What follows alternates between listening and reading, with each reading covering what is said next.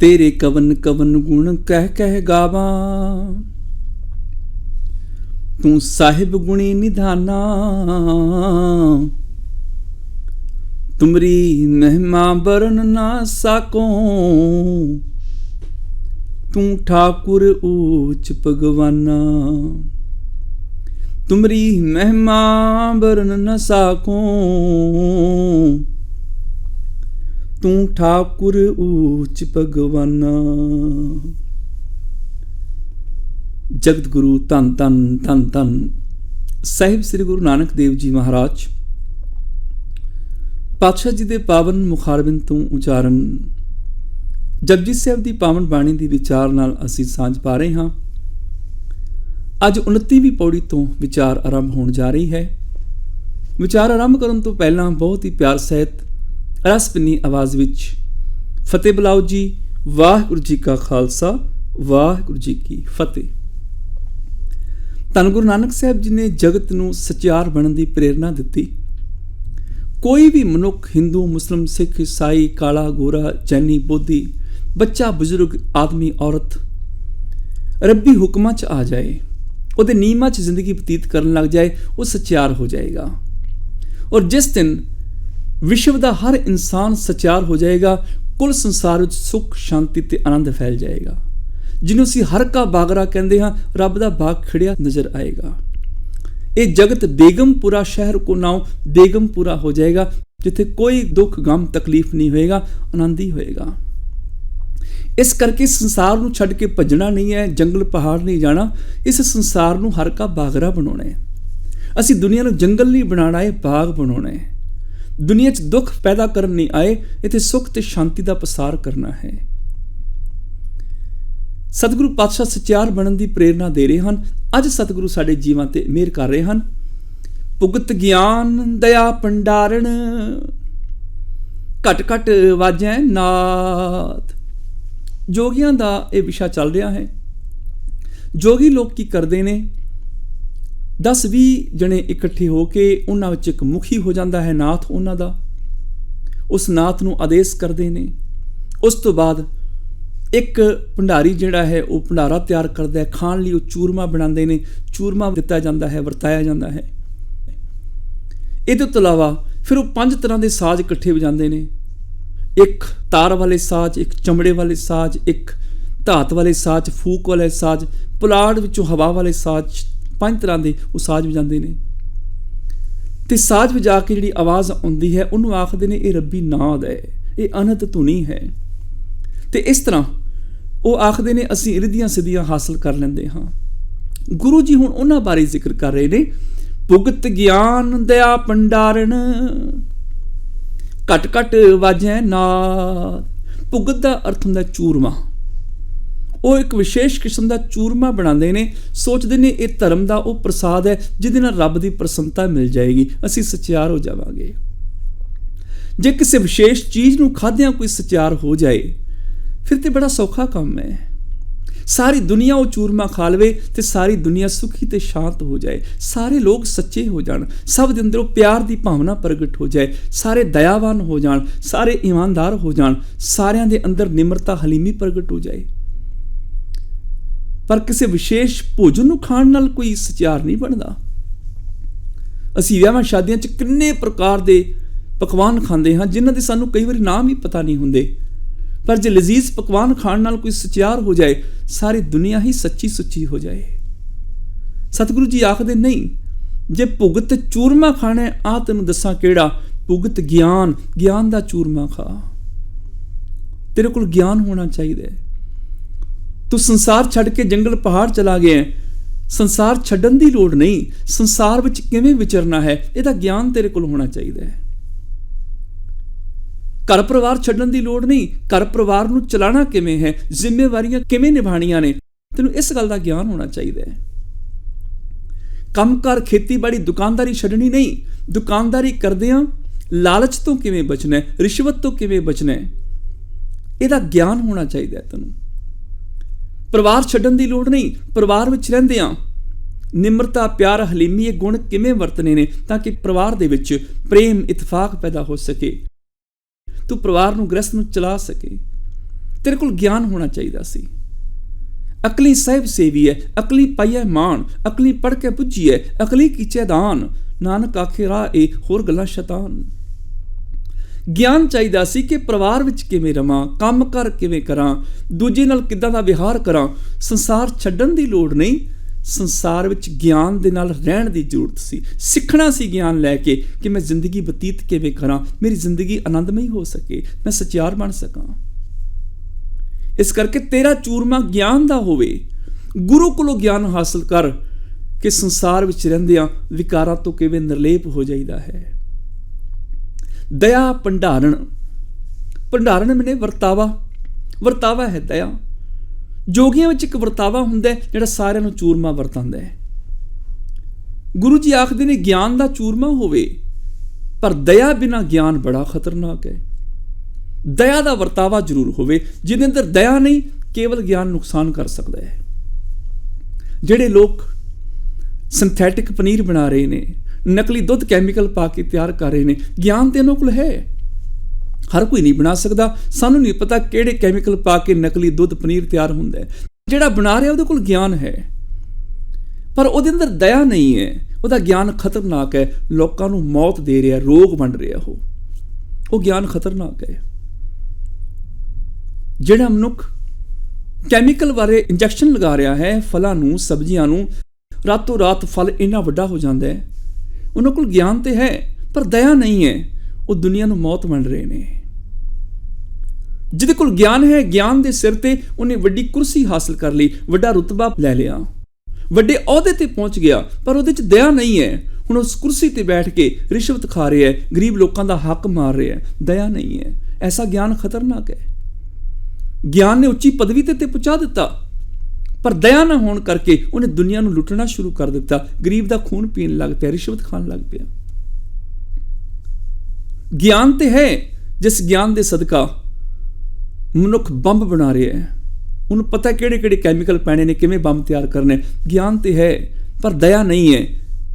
ਉਸ ਬਿਨਾਂ ਦਇਆ ਵਾਲੇ ਗਿਆਨ ਤੋਂ ਉਹ ਦੁਨੀਆ ਦਾ ਨੁਕਸਾਨ ਕਰ ਰਿਹਾ ਹੈ, ਹਿੰਸਾ ਫੈਲਾ ਰਿਹਾ ਦੁਨੀਆ ਤੇ।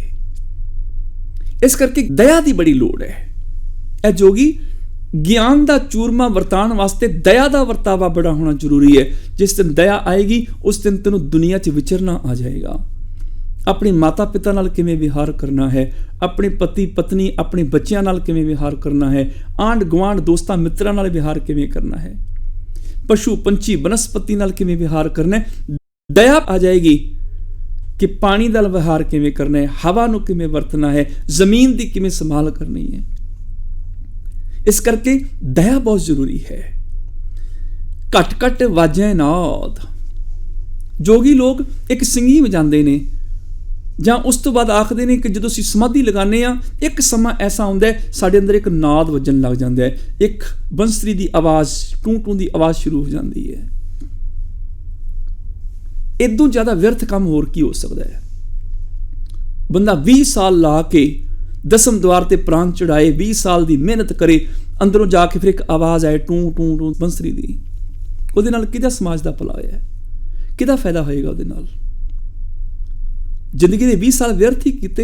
ਇਹਦੇ ਨਾਲੋਂ ਚੰਗਾ ਹੁੰਦਾ 20 ਸਾਲ ਉਹ ਕਮਾਈ ਕਰਦਾ, 20 ਸਾਲ ਓਵਰ ਟਾਈਮ ਲਗਾਉਂਦਾ, ਪੈਸਾ ਕਮਾਉਂਦਾ, ਘਰ-ਬਾਰ ਬਣਾਉਂਦਾ, ਤੇ 20 ਸਾਲ ਕਮਾਈ ਕਰਕੇ 100-200 ਰੁਪਏ ਦੀ ਇੱਕ ਬੰਸਰੀ ਲੈ ਆਉਂਦਾ, ਵਜਾਈ ਜਾਂਦਾ। ਜਿਸ ਬੰਸਰੀ ਦੀ ਆਵਾਜ਼ ਸੁਣਨ ਲਈ ਇਹਨੇ 20 ਸਾਲ ਆਪਣੇ ਬਰਬਾਦ ਕੀਤੇ, ਖਰਾਬ ਕੀਤੇ, ਟੂੰ ਟੂੰ ਦੀ ਆਵਾਜ਼ ਸੁਣਨ ਲਈ ਉਹ 100-200 ਰੁਪਏ ਦੀ ਬੰਸਰੀ ਆਪ ਖਰੀਦ ਕੇ ਵਜਾ ਲੈਂਦਾ। YouTube ਤੇ ਦੇਖ ਲੈਂਦਾ, YouTube ਤੇ ਇੱਕ ਤੋਂ ਇੱਕ ਬੰਸਰੀ ਵਾਦਕ ਪਏ ਨੇ, ਇੱਕ ਤੋਂ ਇੱਕ ਮਹਾਨ ਸੰਗੀਤজ্ঞ ਪਏ ਨੇ, ਸੁਣ ਲੈਂਦਾ। ਇੰਨਾ ਕੰਮ ਸੀ, 20 ਸਾਲ ਬਰਬਾਦ ਕਰਨ ਦੀ ਕੀ ਲੋੜ ਸੀ। ਕਿ ਸਮਾਧੀ ਲਗਾ ਕੇ ਦਸਮ ਦੁਆਰ ਦੇ ਨਾਲ ਇੱਕ ਅੰਦਰੋਂ ਰੋਸ਼ਨੀ ਹੋ ਜਾਂਦੀ, ਚਾਨਣ ਨਜ਼ਰ ਆਉਂਦਾ ਹੈ। ਤੇ ਜੇ 20 ਸਾਲ ਸਮਾਧੀ ਲਾ ਕੇ ਚਾਨਣ ਹੀ ਦੇਖਣਾ ਹੈ ਤੇ 20 ਸਾਲ ਬਰਬਾਦ ਹੀ ਕੀਤੇ, ਮਿਹਨਤ ਕਰਦਾ, ਪੈਸੇ ਕਮਾਉਂਦਾ, ਇੱਕ 200 ਵਾਟ ਦਾ ਬਲਬ ਲਿਆ ਕੇ ਲਾ ਦਿੰਦਾ, 200 ਵਾਟ ਦਾ ਬਲਬ ਕਮਰੇ 'ਚ ਰੋਸ਼ਨੀ ਪਾਟਣ ਨੂੰ ਕਰ ਦਿੰਦਾ, ਇੰਨੀ ਰੋਸ਼ਨੀ ਹੋ ਜਾਂਦੀ ਹੈ। ਤੇ ਜੇ ਇੰਨੀ ਕੁ ਰੋਸ਼ਨੀ ਵਾਸਤੇ 20 ਸਾਲ ਬਰਬਾਦ ਕੀਤੇ, ਇਦੋਂ ਵੱਡੀ ਅਗਿਆਨਤਾ ਕੀ ਹੈ।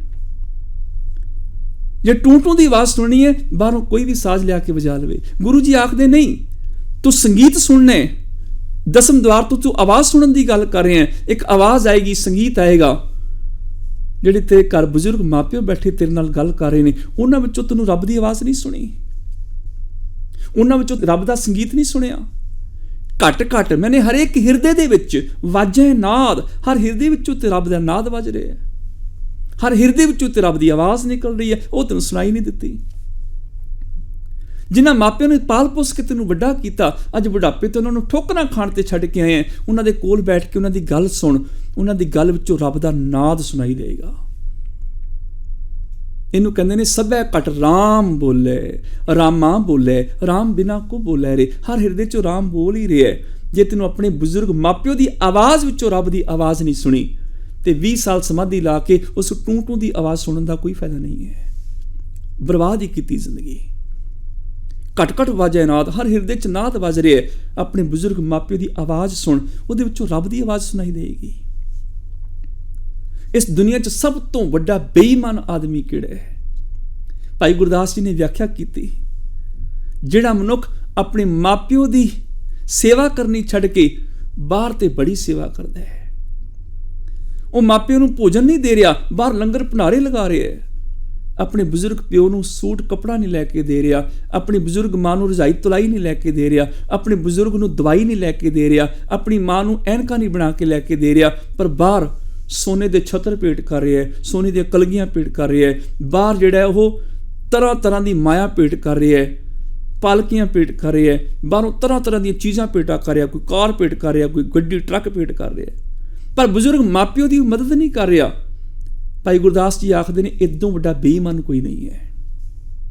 ਮਾਪਿਓ ਪਰਹਰ ਕਰੈ ਦਾਨ, ਬੇਈਮਾਨ ਅਗਿਆਨ ਪ੍ਰਾਣੀ ਜਿਹੜਾ ਆਪਣੇ ਮਾਪਿਓ ਦੀ ਸੇਵਾ ਕਰਨੀ ਛੱਡ ਕੇ, ਉਹਨਾਂ ਦੀਆਂ ਲੋੜਾਂ ਪੂਰਨੀਆਂ ਕਰਨੀਆਂ ਛੱਡ ਕੇ ਬਾਹਰ ਤੇ ਦਾਨ ਕਰਦਾ ਫਿਰਦਾ, ਉਹਦੇ ਵਰਗਾ ਬੇਈਮਾਨ ਕੋਈ ਨਹੀਂ ਹੈ। ਆਪਣੇ ਘਰ ਬੈਠੇ ਰੱਬ ਨੂੰ ਛੱਡ ਕੇ ਉਹ ਬਾਹਰ ਦਾਨ ਕਰਕੇ ਦਿਖਾਵਾ ਕਰ ਰਿਹਾ, ਪਖੰਡ ਕਰ ਰਿਹਾ ਧਰਮੀ ਹੋਣ ਦਾ।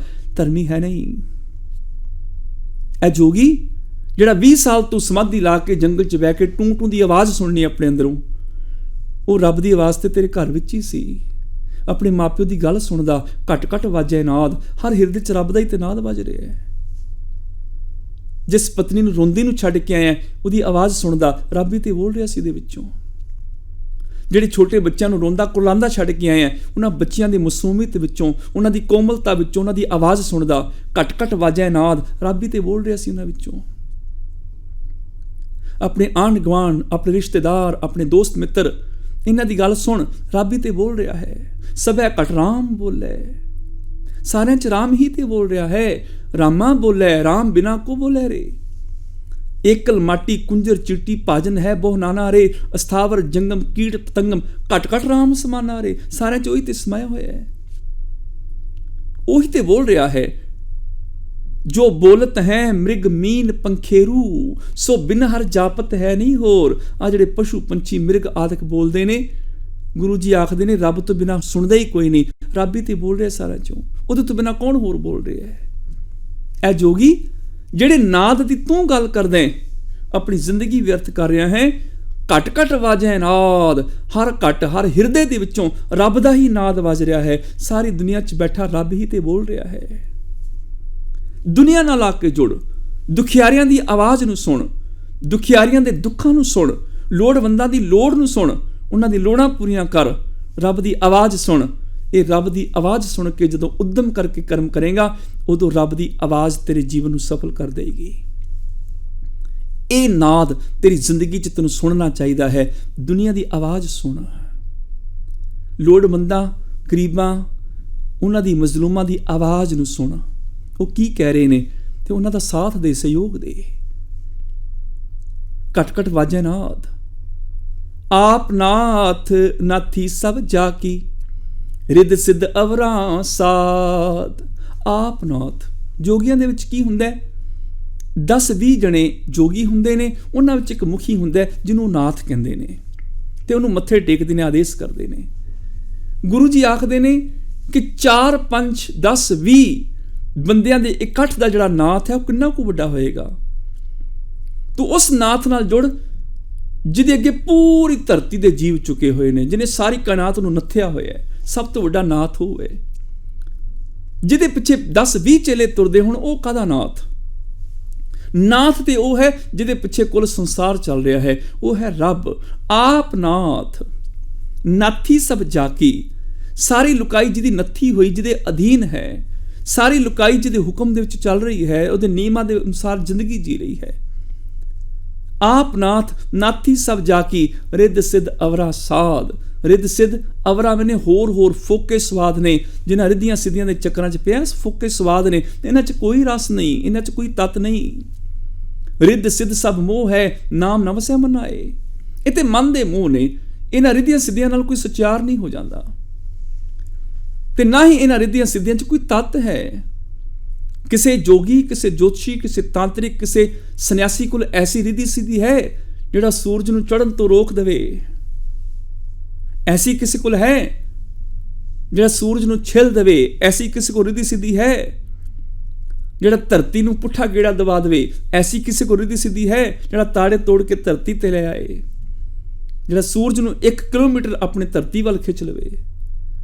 ਐਸਾ ਕੋਈ ਹੈ ਜਿਹੜਾ ਧਰਤੀ ਨੂੰ ਚੱਲਣ ਤੋਂ ਰੋਕ ਦੇਵੇ। ਐਸੀ ਕਿਸੇ ਕੋਲ ਰਿੱਧੀ ਸਿੱਧੀ ਹੈ ਜਿਹੜਾ ਕਵੇ ਕਿ ਮੈਂ ਬਿਨਾਂ ਆਕਸੀਜਨ ਤੋਂ ਕਾਰਬਨ ਡਾਈਆਕਸਾਈਡ ਤੇ ਜਿੰਦਾ ਰਹਿ ਸਕਦਾ ਹਾਂ। ਐਸੀ ਕਿਸੇ ਕੋਲ ਰਿੱਧੀ ਸਿੱਧੀ ਸ਼ਕਤੀ ਹੈ ਜਿਹੜਾ ਕਵੇ ਮੈਂ ਅੱਗ 'ਚ ਬਹਿ ਕੇ ਕਦੀ ਨਹੀਂ ਸੜਾਂਗਾ, ਮਰਾਂਗਾ ਨਹੀਂ। ਐਸੀ ਕਿਸੇ ਕੋਲ ਰਿੱਧੀ ਸਿੱਧੀ ਹੈ ਜਿਹੜਾ ਕਵੇ ਮੈਂ ਬੁਢਾਪਾ ਨਹੀਂ ਲਵਾਂਗਾ, ਮੈਨੂੰ ਕਦੀ ਮੌਤ ਨਹੀਂ ਆਏਗੀ। ਇਹ ਫੋਕੇ ਸਵਾਦ ਨੇ, ਰੱਬੀ ਨਿਯਮਾਂ ਨੂੰ ਕੋਈ ਨਹੀਂ ਟਾਲ ਸਕਦਾ। ਸਭ ਕੁਝ ਉਹਦੇ ਨਿਯਮਾਂ ਵਿੱਚ ਹੀ ਹੈ। ਰੱਬੀ ਨਿਯਮਾਂ ਨੂੰ ਨਾ ਕੋਈ ਖਰੀਦ ਸਕਦਾ ਹੈ, ਨਾ ਸ਼ਕਤੀ ਦੇ ਨਾਲ ਭੰਗ ਕਰ ਸਕਦਾ ਹੈ, ਉਲਟਾਇਆ ਨਹੀਂ ਜਾ ਸਕਦਾ। ਹਰ ਚੀਜ਼ ਉਹਦੇ ਨਿਯਮ, ਉਹਦੇ ਸਿਸਟਮ ਵਿੱਚ ਚੱਲ ਰਹੀ ਹੈ। ਰਿੱਧੀਆਂ ਸਿੱਧੀਆਂ ਫੋਕੇ ਸਵਾਦ ਇਹਨਾਂ 'ਚ ਤੱਤ ਨਹੀਂ ਹੈ। ਰਿੱਧ ਸਿੱਧ ਅਵਰਾ ਸਾਧ, ਇਹ ਹੋਰ ਸਵਾਦ ਤੈਨੂੰ ਹੋਰ ਪਾਸੇ ਲੈ ਜਾਂਦੇ ਨੇ। ਤੂੰ ਉਦਮ ਮਿਹਨਤ ਕਰ, ਰੱਬੀ ਨਿਯਮਾਂ ਨੂੰ ਸਮਝ ਕੇ ਜਿੰਨਾ ਮਰਜ਼ੀ ਵਿਕਾਸ ਕਰ ਲੈ, ਜਿੰਨਾ ਮਰਜ਼ੀ ਆਪਣਾ ਵਿਸਥਾਰ ਕਰ ਲੈ, ਪਰ ਉਹਦੇ ਨਿਯਮਾਂ ਨੂੰ ਤੋੜ ਕੇ ਕੁਝ ਨਹੀਂ ਹੋ ਸਕਦਾ। ਕਿ ਐਸੀ ਕੋਈ ਸ਼ਕਤੀ, ਐਸੀ ਰਿੱਧੀ ਸਿੱਧੀ ਹੁੰਦੀ ਹੈ ਜਿਹਦੇ ਨਾਲ ਮੈਂ ਕੁਦਰਤ ਦੇ ਨਿਯਮਾਂ ਨੂੰ ਬਦਲ ਦਿਆਂ। ਐਸਾ ਕੁਝ ਨਹੀਂ ਹੁੰਦਾ ਹੈ। ਸੰਜੋਗ ਵਿਜੋਗ ਦੋਏ ਕਾਰ ਚਲਾਵੇ, ਲਿਖੇ ਆਵੇਂ ਭਾਗ। ਸੰਜੋਗ ਵਿਜੋਗ ਦੋਏ ਕਾਰ ਚਲਾਵੇਂ। ਸੰਜੋਗ ਤੇ ਵਿਜੋਗ ਦੋਨੋਂ ਸੰਸਾਰ ਦੀ ਕਾਰ ਚਲਾਉਂਦੇ ਨੇ। ਕਾਰ ਮੈਨੇ ਕਾਰਜ, ਸੰਸਾਰ ਦਾ ਕੰਮਕਾਰ। ਸੰਜੋਗ ਕੀ ਹੈ? ਸੰਜੋਗ ਰੱਬੀ ਸੱਤਾ ਦਾ ਉਹ ਅੰਸ਼ ਹੈ ਜਿਹਦੇ ਨਾਲ ਮਿਲਾਪ ਹੁੰਦਾ ਹੈ। ਵਿਜੋਗ ਰੱਬੀ ਤਾਕਤ ਦਾ ਉਹ ਅੰਸ਼ ਹੈ ਜਿਹਦੇ ਨਾਲ ਵਿਛੋੜਾ ਹੁੰਦਾ ਹੈ। ਇਹ ਸੰਜੋਗ ਤੇ ਵਿਜੋਗ, ਮਿਲਾਪ ਤੇ ਵਿਛੋੜਾ ਹੀ ਤੇ ਸੰਸਾਰ ਨੂੰ ਚਲਾ ਰਹੇ ਨੇ। ਜੇ ਇਹ ਨਾ ਹੋਣ ਤੇ ਸੰਸਾਰ ਚੱਲ ਹੀ ਨਾ ਸਕੇ। ਸੰਜੋਗ ਕੀ ਹੈ? ਬੱਚੇ ਪੈਦਾ ਹੋ ਰਹੇ ਨੇ, ਸੰਜੋਗ ਹੈ। ਪਸ਼ੂ ਪੰਛੀ ਉਤਪੰਨ ਹੋ ਰਹੇ ਨੇ, ਪੇੜ ਪੌਦੇ ਉਤਪੰਨ ਹੋ ਰਹੇ ਨੇ, ਇਹ ਸੰਜੋਗ ਹੈ। ਜੇ ਇਕੱਲਾ ਸੰਜੋਗ ਹੋਵੇ, ਵਿਜੋਗ ਨਾ ਹੋਵੇ, ਦੁਨੀਆ ਚੱਲ ਹੀ ਨਹੀਂ ਸਕਦੀ। ਬੱਚੇ ਪੈਦਾ ਹੋਈ ਜਾਣ, ਪਸ਼ੂ ਪੰਛੀ ਪੈਦਾ ਹੋਈ ਜਾਣ, ਕੀੜੇ ਮਕੌੜੇ ਪੈਦਾ ਹੋਈ ਜਾਣ, ਬਨਸਪਤੀ ਪੈਦਾ ਹੋਈ ਜਾਏ, ਪਰ ਮਰੇ ਕੋਈ ਨਾ, ਵਿਜੋਗ ਨਾ ਹੋਵੇ, ਤੇ ਧਰਤੀ ਤੇ ਜੀਵਾਂ ਦੀ ਇੰਨੀ ਕੁਰਬਲ ਹੋ ਜਾਏਗੀ ਕਿ ਸਾਹ ਲੈਣਾ ਔਖਾ ਹੋ ਜਾਏਗਾ, ਜੀਣਾ ਔਖਾ ਹੋ ਜਾਏਗਾ। ਵਿਜੋਗ ਨਾਲ ਚਾਹੀਦਾ ਹੈ, ਨਾਲ ਮੌਤ ਵੀ ਚਾਹੀਦੀ ਹੈ। ਜੀਵ ਪੈਦਾ ਵੀ ਹੋ ਰਹੇ ਨੇ, ਮਰ ਵੀ ਰਹੇ ਨੇ। ਪਸ਼ੂ ਪੰਛੀ ਪੈਦਾ ਵੀ ਹੋ ਰਹੇ ਨੇ, ਖਤਮ ਵੀ ਹੋ ਰਹੇ ਨੇ। ਬਨਸਪਤੀ ਉਗ ਵੀ ਰਹੀ ਹੈ, ਨਾਸ਼ ਵੀ ਹੋ ਰਹੀ ਹੈ। ਇਹ ਦੋਨੋਂ ਮਿਲ ਕੇ ਸੰਸਾਰ ਦੀ ਕਾਰ ਨੂੰ ਚਲਾ ਰਹੇ ਨੇ। ਤੇ ਜੇ ਇਕੱਲਾ ਵਿਜੋਗ ਹੋਵੇ, ਸੰਜੋਗ ਨਾ ਹੋਵੇ, ਇਨਸਾਨ ਮਰੀ ਜਾਣ, ਪਸ਼ੂ ਪੰਛੀ ਮਰੀ ਜਾਣ, ਪੇੜ ਪੌਦੇ ਬਨਸਪਤੀ ਮਰੀ ਜਾਏ, ਤੇ ਇੱਕ ਦਿਨ ਪੂਰੀ ਧਰਤੀ ਖਤਮ ਹੋ ਜਾਏਗੀ, ਕੋਈ ਨਹੀਂ ਬਚੇਗਾ, ਤਾਂ ਵੀ ਸੰਸਾਰ ਨਹੀਂ ਚੱਲ ਸਕਦਾ। ਦੋਨੋਂ ਚੀਜ਼ਾਂ ਜ਼ਰੂਰੀ ਨੇ, ਜਨਮ ਵੀ ਮੌਤ ਵੀ। ਜਨਮ ਸੰਜੋਗ ਹੈ, ਮੌਤ ਵਿਜੋਗ ਹੈ। ਸਾਹ ਲਿਆ ਸੰਜੋਗ ਹੈ, ਆਕਸੀਜਨ ਮਿਲੀ, ਮੈਨੂੰ ਜੀਵਨ ਮਿਲਿਆ, ਸੰਜੋਗ ਹੈ। ਤੇ ਮੈਂ ਕਹਾਂ ਇਕੱਲਾ ਸੰਜੋਗ ਹੀ ਹੋਵੇ, ਵਿਜੋਗ ਨਾ ਹੋਵੇ। ਮੈਂ ਸਾਹ ਲੈ ਲਿਆ, ਆਕਸੀਜਨ ਲੈ ਲਈ ਹੈ, ਹੁਣ ਇਹਨੂੰ ਮੈਂ ਛੱਡਾਂ ਨਾ ਤੇ ਤਾਂ ਵੀ ਨਹੀਂ ਜੀ ਪਾਵਾਂਗਾ, ਮਰ ਜਾਵਾਂਗਾ। ਮੈਨੂੰ ਵਿਜੋਗ ਵਿੱਚ ਵੀ ਆਉਣਾ ਪੈਣਾ, ਸਾਹ ਛੱਡਣਾ ਵੀ ਪੈਣਾ, ਆਪਣੇ ਅੰਦਰੋਂ ਕਾਰਬਨ ਡਾਈਆਕਸਾਈਡ ਬਾਹਰ ਵੀ ਕੱਢਣੀ ਪੈਣੀ ਹੈ, ਬਦਬੂਦਾਰ ਹਵਾ ਬਾਹਰ ਕੱਢਣੀ ਪੈਣੀ ਹੈ, ਫਿਰ ਨਵਾਂ ਸਾਹ ਲੈਣਾ ਪੈਣਾ, ਫਿਰ ਦੂਜਾ ਛੱਡਣਾ ਪੈਣਾ। ਇਹ ਸੰਜੋਗ ਵਿਜੋਗ ਮੇਰੇ ਜੀਵਨ ਨੂੰ ਚਲਾ ਰਹੇ ਹੈ। ਦੋਨੋਂ ਚੀਜ਼ਾਂ ਜ਼ਰੂਰੀ ਨੇ, ਜਨਮ ਵੀ ਤੇ ਮੌਤ ਵੀ, ਤਾਂ ਕਿ ਸੰਸਾਰ ਦਾ ਸੰਤੁਲਨ ਬਣਿਆ ਰਹੇ, ਕਾਰ ਚਲਦੀ ਰਹੇ, ਕਾਰਜ ਚਲਦੇ ਰਹਿਣ। ਸੰਜੋਗ ਵਿਜੋਗ ਤੋਂ ਇਹ ਕਾਰ ਚਲਾਵੇਂ। ਇਸੇ ਤਰ੍ਹਾਂ ਹੀ ਰੱਬੀ ਗੁਣਾਂ ਦੇ ਸੰਜੋਗ ਦੇ ਨਾਲ ਮਿਲਵਰਤਨ, ਮਿਲਾਪ ਪੈਦਾ ਹੁੰਦਾ ਹੈ। ਜੇ ਮੈਂ ਸੱਚ ਬੋਲਦਾ ਹਾਂ, ਜੇ ਮੈਂ ਕਿਸੇ ਨੂੰ ਪ੍ਰੇਮ ਦਿੰਦਾ ਹਾਂ, ਉਹਦੇ ਨਾਲ ਮੇਰਾ ਸੰਜੋਗ ਹੋ ਜਾਂਦਾ ਹੈ, ਉਹ ਮੇਰਾ ਮਿੱਤਰ ਹੋ ਜਾਂਦਾ ਹੈ। ਮੈਂ ਕਿਸੇ ਨੂੰ ਗਾਲ ਕੱਢਦਾ ਹਾਂ, ਕ੍ਰੋਧ ਕਰਦਾ ਹਾਂ, ਉਹਦੇ ਨਾਲ ਮੇਰਾ ਵਿਜੋਗ ਹੋ ਜਾਂਦਾ ਹੈ, ਵਿਛੋੜਾ ਹੋ ਜਾਂਦਾ ਹੈ। ਅਸੀਂ ਕਿਵੇਂ ਜੀਣਾ, ਸਾਨੂੰ ਆਪ ਸੋਚਣਾ ਪਏਗਾ। मैं संजोग भी करना है, विजोग भी, पर मैं झूठ बोल के, निंदा करके, विजोग करके किसी तो विछड़ना नहीं। मैं झूठ तो विजोग करना है, मैं निंदा नूं अपने जीवन चों बाहर कढना है। संजोग करना है मैं सच दा, प्रेम दा, दया दा, ईमानदारी दा, इन्हां नूं लैके आउणा है। संजोग ते विजोग पूरे संसार दी कार चलाते हैं, किते मिलाप है, किते विछोड़ा है। संजोग विजोग तो एक कार चलावें, लेखे आवें भाग। लेखे मैंने लिखत विच आवें, लिखत विच आ जाते हैं। भाग मैंने हिस्सा, जो मैं लिख रहा वो मेरे हिस्से आ जाता है। जो मैं अपनी सोच विच लिख रहा वां, जो मैं अपनी मैंटैलिटी विच लिख रहा, जिहड़े मैं विचार लिख रहा अपने अंदर, वो मेरा भाग, मेरा हिस्सा बन जाते हैं, मेरी जिंदगी का हिस्सा हो जाते हैं। लिखे आवें भाग। जो मैं अपनी सोच विच लिख रहा, जो मैं अपने बोलों विच लिख रहा, जो मैं अपने कर्मां विच लिख रहा, जो मैं अपने देखण विच लिख रहा, जो मैं अपने सुनन विच लिख रहा, जो कुछ मैं अपनी सोच की लिखत विच उकर रहा वां, वो मेरी जिंदगी का हिस्सा हो जाता है। वो फल मैनूं मिल जाता है। मैं लिखत विच लिखिया, किसी नूं कौड़ा बोलिया, मैनूं हिस्सा मिल गया, मैं अंदरों सड़ गया, मेरा खून सड़ गया, मेरे सैल मरने शुरू हो गए, मैं दुखी हो गया। जदों मैं किसी नूं मिठा बोलिया, प्रेम नाल बोलिया, उदों की होया? उदों भी लिखत विच आ गया, मैनूं हिस्सा मिल गया, मैं खुश हो गया, मेरा पाया खून वध गया, मेरे सैल नवे हो गए, मेरे अंदर खुशी ते खेड़ा पैदा हो गया। जो मैं लिखत विच लिखदा हाँ, ਉਹਦਾ हिस्सा मैनूं मिल ही जाता है। ਜਿਹੋ ਜੇ मैं कर्म करदा हाँ, ਉਹਦਾ फल भोगी ही जा रहा हाँ। लिखे आवें भाग। संजोग ते विजोग करके ਜਿਹੋ ਜੇ मैं कर्म करदा हाँ, ਉਹ ਜਿਹਾ फल पाई जाना, ਉਹ ਜਿਹਾ भाग, ਉਹ ਜਿਹਾ हिस्सा मैनूं मिल ही जाता है। जे मैं संजोग करदा हाँ विकारां दा, ते तां भी दुख मिल जाते हैं। जे मैं संजोग करदा हाँ गुणां दा, ते सुख मिल जाते हैं। जे मैं विजोग करदा हाँ गुणां दा, ते दुखी हो जाना। जे मैं विजोग करदा हाँ पापां दा, विकारां दा, फिर सुखी हो जाना। किदा संजोग करना है, किदा विजोग करना है, ये गुरु का ज्ञान दस दिंदा है। ਇਹਦੇ ਨਾਲ ਹੀ पूरी सृष्टि ਦੀ ਜੀਵਾਂ ਦੀ ਕਾਰ ਚੱਲ ਰਹੀ ਹੈ। ਜਿਹੋ ਜਿਹਾ ਕੋਈ ਆਪਣੀ ਲਿਖਤ ਵਿੱਚ ਲਿਖਦਾ ਹੈ, ਜਿਹੋ ਜਿਹੀ ਆਪਣੀ ਸੋਚ ਵਿੱਚ ਲਿਖ ਲੈਂਦਾ ਹੈ, ਜਿਹੋ ਜਿਹੇ ਆਪਣੇ ਕਰਮਾਂ ਦੇ ਵਿੱਚ ਲਿਖ ਲੈਂਦਾ ਹੈ, ਉਹ ਜਿਹਾ ਭਾਗ, ਉਹ ਜਿਹਾ ਹਿੱਸਾ ਨੂੰ ਪ੍ਰਾਪਤ ਹੋਈ ਜਾਂਦਾ ਹੈ। ਜਿਹੋ ਜੇ ਕੋਈ ਕਰਮ ਕਰਦਾ ਹੈ, ਉਹ ਜਿਹਾ ਫਲ ਪਾਈ ਜਾਂਦਾ ਹੈ। ਆਪੇ ਬੀਜ ਆਪੇ ਹੀ ਖਾਓ, ਨਾਨਕ ਹੁਕਮੀ ਆਵੋ ਜਾਓ। ਇਹ ਹੈ ਲਿਖੇ ਆਵੇਂ ਭਾਗ। आदेश तिसै आदेश, आद अनील अनाद अनाहत, जुग जुग एको वेस। आदेश तिसै आदेश। ए जोगी जिहड़ा 20-25 बंदियां दा मुखी बनिया होया, उन्नू आदेश कानू करनी। दुनिया ना सलाह जो मर वंजसी, लोकां ना सलाह जो मर खाक थी। ये ना सोची वो बड़े ने तू छोटे है। सारे ही रब दा रूप ने, तू उहदे तो घट थोड़े है। तेरे अंदर भी रब है, उहदे अंदर भी, बाहर भीतर एको जानो। ये ना सोची ये नाथ है मैं दा अधीन हाँ, नहीं, नाथ ते इको है। असी सारे बराबर हाँ, एक पिता एक इसके हम बारिक। इस करके किसी मनुख अगे झुकण दी बजाए तू उस मालक अगे झुक जिहड़ा सदा ही रहना है, जिन्हें मुकना नहीं है, जिन्हें मरना नहीं है। आदेश तिसै आदेश। उस प्रभु नू नमस्कार है, उसे प्रभु नू, केड़े नू? आद अनील अनाद अनाहत, जुग जुग एको वेस। जिहड़ा आद कुल कायनात दा मुੱਢ है, अनाद जिहड़ा अन आद, जिहदा आद लभ्या ही नहीं जा सकदा, जिहदे मुੱਢ दा किसी नूं पता ही नहीं है। अनील ओ अनील जिहड़ा कलंक तो रहत है। अनाद जिहदा मुੱਢ नहीं है, मुੱਢ लभ्या नहीं जा सकदा।